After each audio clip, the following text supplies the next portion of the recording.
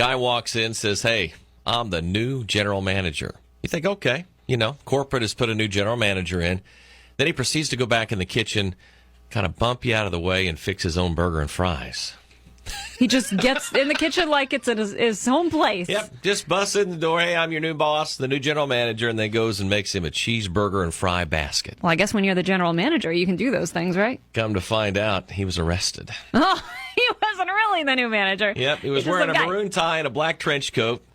And the manager didn't think this was right, so he called 911 and said that the corporate headquarters had notified her of any new general manager. She told him he didn't work for the restaurant, had to leave. Police searched him down. They frisked him and found a stun gun and a hip holster under his coat and crack pipes, believe it or not, in his briefcase. Really? Kind of a crazy boss kind of guy, huh? Charged with disorderly conduct and possession of drug paraphernalia. Man, that is a bold move right there. I'm hungry. I just got to walk in and say I'm the manager. And he doesn't like other people to cook his meals. So when was the last time you had a meal so bad, it was so bad, you wish you would have cooked it yourself? I got to tell you, it's not a last meal. It was my last meals when my soon-to-be ex-husband, they got so bad, he had to go. Tell us about one of the meals. What was it like? Oh, he would throw together anything in a combination. He could not bake. He would make cornbread or anything like that.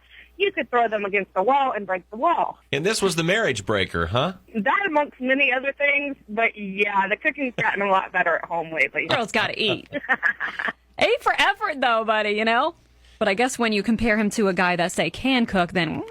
Yeah, my wife, I hope she's not listening to that because I'm not very good in the kitchen. She'd be thankful if I tried just a little bit harder. I run a mean drive-thru, though. No, I get I'm that sure window you do. down and get that voice just right. I never miss my order. And, man, you can really dial that pizza delivery guy real fast. That works, too. And the numbers on the microwave, not too tough either. Good for you, Raj. And the grill outside, that's a breeze. So, hey, 97 Country. Hey, man, I just want to tell y'all it made my morning. I'm headed to Georgia for a funeral, and I'm almost to Jacksonville, and I'm still listening to y'all loud and clear. Woohoo! Thank you so much. What's your name? Kenny. You just made our morning, Kenny. Have a safe trip, buddy. All right. Thank you, man. Probably saw this on the news last night, and it's just horrendous. Probably talking about this with your coworkers today. This little girl, 9 years old, Savannah Hardin, kind, respectful, beautiful little girl. She loved to write, draw, talk about horses. This all according to her teachers and her principal. She died because her stepmother and her grandmother made her run for 3 hours straight as a punishment. This was the one that ran around the house, right, for 3 hours? Yep. Punished for eating a candy bar. That's right. Jeez. Because I guess, I don't know if she aged. It doesn't even matter. Like, she could have done something really, really bad, and it would have mattered. Do you get this? I mean, No. We talk about parents needing to step up and be parents. But this is just clear the other side of the scale. This is just ridiculous. Some parents don't parent at all. And then you've got this stepmother and grandmother going clear over to this side to where they run her so hard she dies of dehydration. Yep. She had a seizure and died days later. It's just horrendous. I mean, I know that parents think about creative ways they can punish their child to make sure that they'll never, ever do it again. And maybe they make them stand in a corner or there's have no quiet time. About that. There's no creativity or about that. I am not defending this at all. I'm saying this is brutal. This is brutal. 3 hours running straight. Stepmother and grandmother were both charged with murder, but it's just...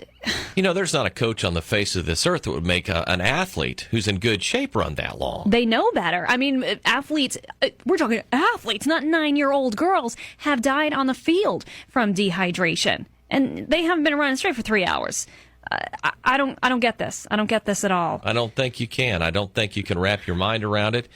And I just think about that service for that little girl, the people coming there, the family, on how she passed away. You'd never forget that. They must be just saying, why, just over and over again. It's a question you'll never be able to answer. Over a candy bar, Melissa. Eating a candy bar. I used to work with her mother, and her mother is the sweetest thing, and her father fought her for custody because he did not want to pay child support on that baby. And I'm telling you, it is awful. She is the sweetest little girl. And I'm telling you, it is just, I mean, when I heard that, I just could not believe it. I mean, how any parent could do anything so like that. But I just had to call and tell you that I knew her personally, and her mother's the sweetest thing, working 2 jobs, going to college and everything, trying to provide for them, and he just up and ripped her from her mother, and it's just so terrible. And she lives here in Florida. Yes, she does. Hey, thank you for calling. We know this couldn't be an easy phone call, but thanks for letting us know. Thank you. Hey, 97 Country, what's up? Good morning, Roger. It's Carolyn Hennessy. I just wanted to let you and Melissa know this story obviously has broken my heart with all that I do to help victims of abuse. April is just around the corner, and it is Child Abuse Awareness Month, but let's not wait until April.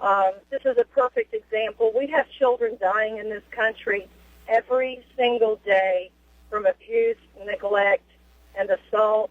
Needlessly. The word I just keep hearing is, this was so needless. It was so needless. This child should be in school today with her friends, enjoying life, and instead they're planning her funeral. Let's just remember Savannah today and let her be the spokesperson for all the little ones that are being abused. And if you see something, for God's sake, please step up and call 911, call the police, say something to somebody, and let's save some of these lives that are being lost needlessly. Thank you, Carolyn. Well said. Thank you, guys, and have a great weekend, and congratulations on that award. I'm so proud of you.